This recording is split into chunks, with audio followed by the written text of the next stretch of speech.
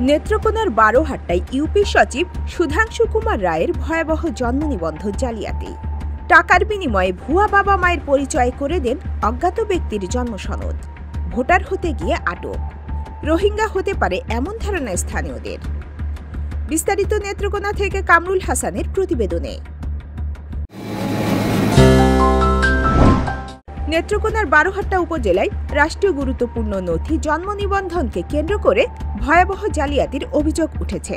Asma union পরিষদের প্রশাসনিক কর্মকর্তা ইউপি সচিব সুধাংশু কুমার রায়ের বিরুদ্ধে চাচা শ্বশুরকে বাবা ও চাচি শাশুড়িকে মা সাজিয়ে সাইফুল ইসলাম নামের এক অজ্ঞাত পরিচয়ের ব্যক্তির জন্ম নিবন্ধন দেওয়ার অভিযোগ ঘিরে এলাকায় তীব্র চাঞ্চল্যের সৃষ্টি হয়েছে। স্থানীয়দের একটি অংশের দাবি, ওই ব্যক্তি রোহিঙ্গা হতে পারেন এবং পুরো প্রক্রিয়ায় অর্থের লেনদেন হয়েছে। সূত্র জানায়, সাইফুল ইসলাম এলাকায় দীর্ঘদিন ধরেই অজ্ঞাত পরিচয়ে বসবাস করছিলেন। গত 15 অক্টোবর আসমা ইউনিয়ন পরিষদ থেকে তার জন্ম নিবন্ধন করা হয়। ওই জন্ম সনদে হরিয়াতলা গ্রামের জালাল মিয়াকে বাবা এবং শিউলি আক্তারকে মা হিসেবে উল্লেখ করা হয়। তবে বাস্তবে তারা সাইফুল ইসলামের চাচা শ্বশুর ও চাচি শাশুড়ি। অভিযোগ প্রকাশের পর অভিযুক্ত ইউপি সচিব সুধাংশু কুমার রায়কে আসমা ইউনিয়ন থেকে সরিয়ে বারোহাট্টা সদর ইউনিয়নে অতিরিক্ত দায়িত্বে পদায়ন করা হয়েছে বলে জানা গেছে। স্থানীয়রা জানান, ঢাকার একটি গার্মেন্টস কারখানায় চাকরির সুবাদে হরিয়াতলা গ্রামের রাবিয়া আক্তারের সঙ্গে সাইফুল ইসলামের প্রেমের সম্পর্ক গড়ে ওঠে। রাবিয়া আক্তার জালাল মিয়ার ভাতিজি এবং জয়নাল আবেদিনের মেয়ে। পরে তারা বিয়ে করেন। কয়েক মাস আগে তারা হরিয়াতলায় গ্রামে আসেন।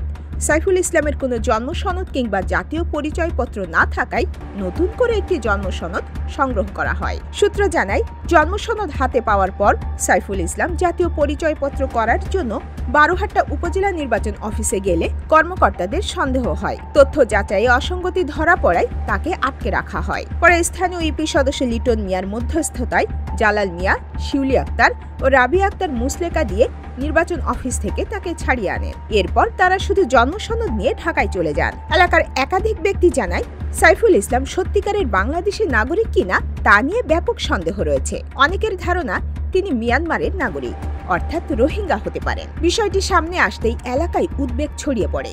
বাংলাদেশ জাতীয়তাবাদী উলামা দলের নেত্রকোনা জেলা শাখার সদস্য হাফেজ মোহাম্মদ মিনারুল ইসলাম জানান, অভিযুক্ত ইউপি সচিব টাকার বিনিময়ে নানা কাজ করে থাকেন। এমন অভিযোগ এলাকায় দীর্ঘদিনের। টাকা ছাড়া সাধারণ সেবা প্রার্থীরাও হয়রানির শিকার হন বলে অভিযোগ রয়েছে। আসমা ইউনিয়নের সচিবের ব্যাপারে যে বলতে চাচ্ছিলেন, আসলে কি বলেন তো একটু? লোক ভালো না, মানুষের হয়রানি করে, পয়সা পাতি নিয়ে মানুষের কাজ কাম করিয়ে দেয় না। আর গরিব সরল সহজ মানুষের কাছ থেকে 1 টাকার জায়গায় 100 টাকা আদায় করে। কাগজ থাকাকালীনও উনি হয়রানি করে, মানুষকে তথ্য দেয় না। আমি নিজেও তাতে এই হয়রানি ভুক্তভোগী। জন্ম নিবন্ধন কাজ এক বাচ্চা যদি বয়স হয়ে যায় 14, এটা বানায় দিলে 18, কিছু টাকা পয়সাও খায়। এরকমভাবে আমাদের এলাকায় অনেকটি বিয়া শাদী হয়ে গেছে। উনি এরকম মানে এই জায়গায় স্থাপন করছে। অন্তর্গত হইল ওনার যে আধিপত্যটা এনে হয়তো ওনার শিকড়টা একটু গভীর, যার ফলে আমরা এলাকার লোকজন যাই বলুক আমরা ওনাকে কিছু বলতে পারি না।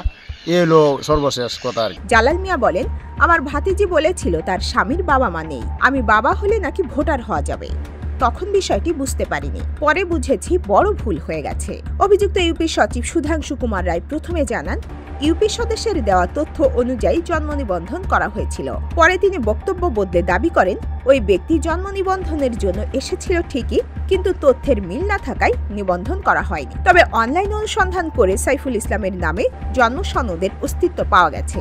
ইউপি সদস্য লিটন মিয়া বলেন, সাইফুল ইসলাম বাংলাদেশের নাগরিক এবং তার আগেও একটি জন্ম সনদ ছিল। এখানে এসে জালিয়াতির মাধ্যমে নতুন জন্ম নিবন্ধন করা হয়েছিল। বিষয়টি জানার পর সেটি বাতিলের আবেদন করা হয়েছে। বারোহাট্টা উপজেলা নির্বাহী কর্মকর্তা খবিরুল আহসান জানান, সংশ্লিষ্ট জন্ম সনদটি ইতোমধ্যে বাতিল করা হয়েছে। এ ঘটনায় সংশ্লিষ্ট ইউনিয়ন পরিষদের প্রশাসনিক কর্মকর্তার বিরুদ্ধে যথাযথ আইনগত ব্যবস্থা নেওয়া হবে। অগ্রযাত্রা প্রতিদিন নির্ভীক প্রত্যয়ে উজ্জীবিত।